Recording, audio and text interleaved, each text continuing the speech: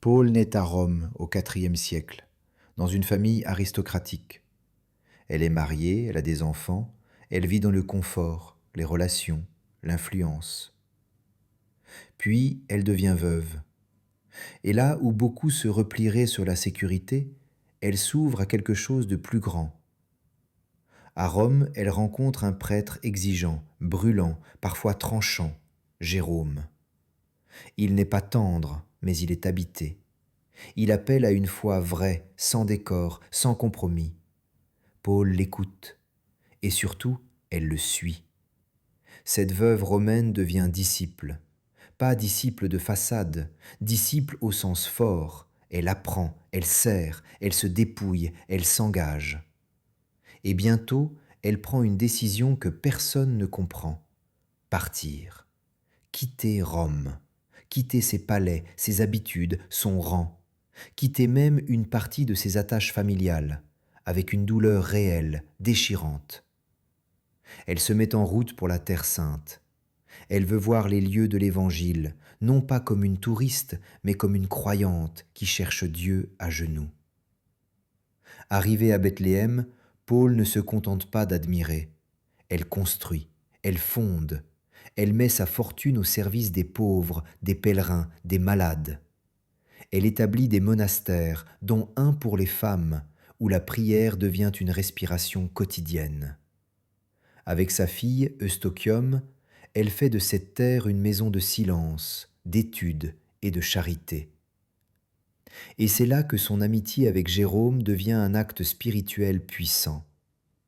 Jérôme travaille à une œuvre immense, traduire la Bible en latin, revenir au texte, chercher la vérité des mots pour servir la vérité de Dieu. Paul l'aide concrètement.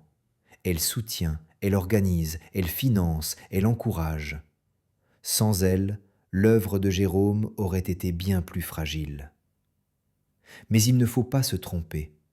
Paul n'est pas seulement une mécène, elle est une âme, une femme debout dans l'épreuve.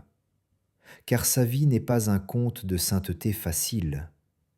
Il y a la séparation, les larmes, les critiques, les incompréhensions. Il y a aussi cette austérité librement choisie qui coupe l'orgueil à la racine. Paul découvre une joie plus solide que le confort, la joie de se donner. Elle comprend que la foi n'est pas un bijou qu'on porte, mais un feu qui transforme. Sainte Paul meurt à Bethléem vers l'an 404. Jérôme la pleure profondément. Et l'Église se souvient d'elle comme d'une femme qui a tout remis à Dieu, ses biens, son avenir, son nom, son statut, pour devenir simplement une servante du Christ. Alors aujourd'hui, Sainte Paul nous pose une question très directe. Qu'est-ce qui, dans ma vie, est encore trop lourd pour que Dieu puisse passer? Qu'est-ce que je garde par peur alors que je pourrais offrir par confiance?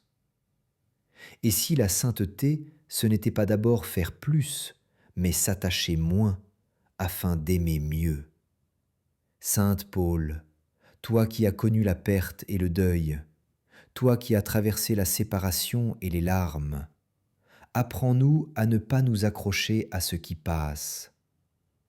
Toi qui as mis tes richesses au service des pauvres, délivre-nous de l'illusion du contrôle et donne-nous un cœur simple, ferme, libre. Toi qui as soutenu l'annonce de la parole, obtiens-nous la grâce d'aimer l'Écriture, de la méditer avec fidélité et de la vivre avec courage dans le quotidien le plus concret.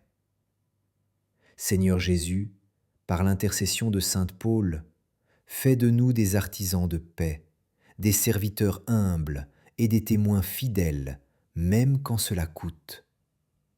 Notre Père qui es aux cieux, que ton nom soit sanctifié, que ton règne vienne, que ta volonté soit faite sur la terre comme au ciel. Donne-nous aujourd'hui notre pain de ce jour. Pardonne-nous nos offenses, comme nous pardonnons aussi à ceux qui nous ont offensés. Et ne nous laisse pas entrer en tentation, mais délivre-nous du mal. Amen.